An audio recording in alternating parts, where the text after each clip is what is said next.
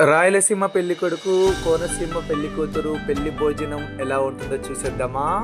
ఈ వీడియోలో మీరు చూస్తున్నది మేమైతే తెలంగాణ నుంచి వెళ్ళి ఈ రాయలసీమ పెళ్లి కొడుకు పెళ్లికి కోనసీమ అమ్మాయి పెళ్లి భోజనాలను రుచి చూసాం. మేము వెళ్ళగానే మాకు ఆకేసేసి అందులో రకరకాల ఐటమ్స్ అన్నీ వడ్డించడం స్టార్ట్ చేశారు. సో ఇది జస్ట్ ఇంట్రడక్షన్ భోజనం మాత్రమే. మేము పెళ్ళికి విడిదికి వెళ్ళాం కాబట్టి విడిది వాళ్ళకి ఇచ్చే స్పెషల్ ఐటమ్స్లా అనుకోవచ్చు. మేము వెళ్ళంగానే ఒక ఆకేసేసి ఫస్ట్ భోజనాలు కూర్చోబెట్టేశారు.